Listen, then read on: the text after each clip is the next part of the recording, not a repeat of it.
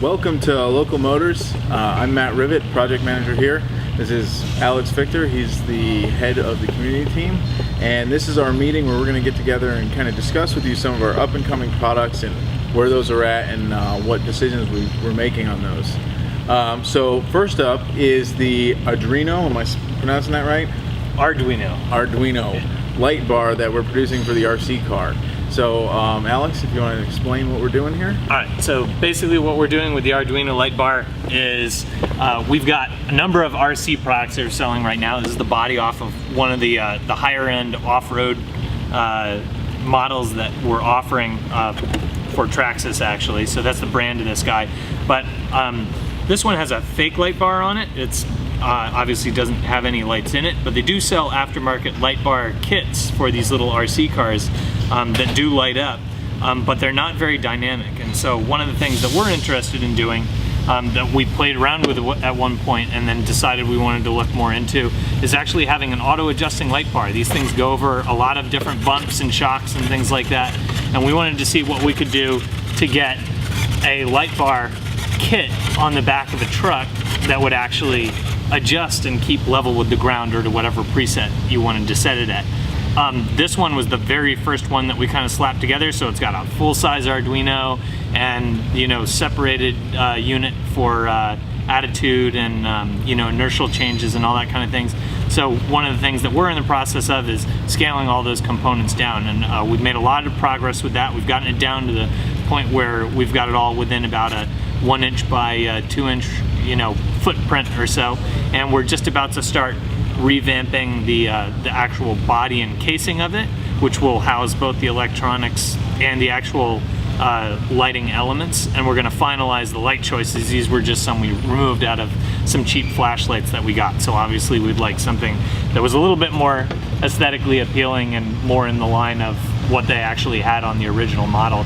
But the idea will be that you'll be able to purchase this and then clip it onto your RC toy. It'll be durable enough to withstand rollover, all that, but it'll actually give you illumination that'll stay level even as your truck is blue skying and all the rest of it. So that's the first product there. Oh, that's very neat. Yeah. Very cool. So this is one of the products that we're pushing to our shop. Right. Eventually. Exactly. Yeah. Very neat.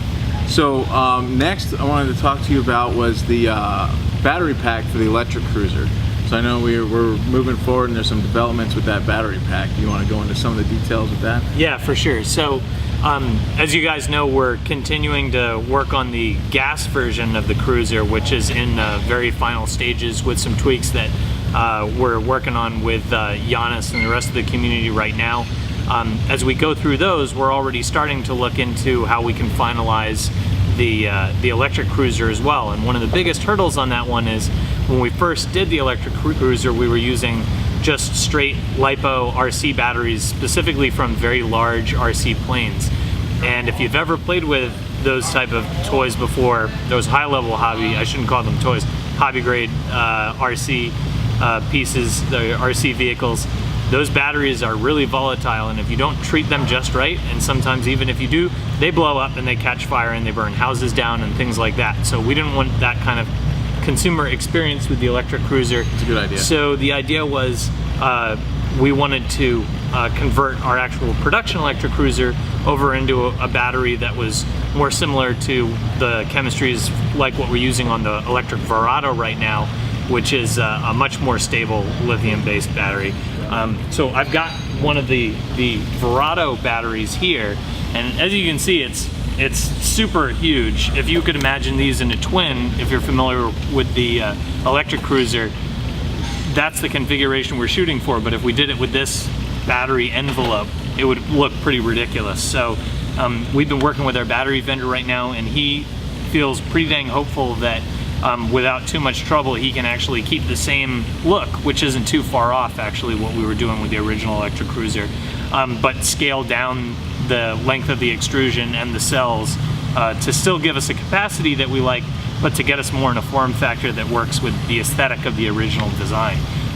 So right now we've sent him out a couple of the old packs that we had with the original LiPo batteries in it, and he's working on creating or looking at what it would take to create a couple samples that are in that same envelope or a closer envelope to those, so that then hopefully the electric cruiser will be able to come to production much faster, because we'll be able to plug these things in without really offending the original aesthetic behind the design.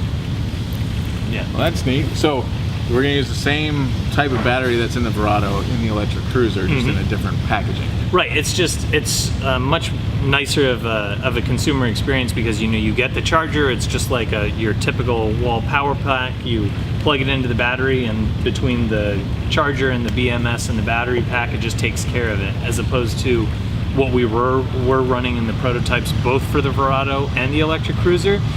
You had these big RC battery packs that were simply just LiPo cells, and you had to have a separate charger that usually had a kind of convoluted display, because it was usually meant to work with a couple different battery types, and there were just so many ways that if you set it wrong, or if your battery was too old, or if the battery got over drained and became volatile and then you tried to charge it again, any number of different ways, if you didn't watch it, it could cause a real disaster. So good for prototyping, not so good for production. So avoiding that is a plus. Yeah, exactly. All right. Yep, definitely. So one thing to note is that these products are coming from our website. Our website is where we get all of our ideas. You go on, you put on your idea up, you vote up other ideas, you get your friends to sign up, and they go on and they just hit the thumbs up and push your idea to the top. Once your idea gets to the top, Alex here is going to take it, and if it's got a lot of momentum, a lot of steam, and he's going to start pushing it into the process. So that's when it gets into ideation. So go on the website, sign up, and vote your idea and other ideas up.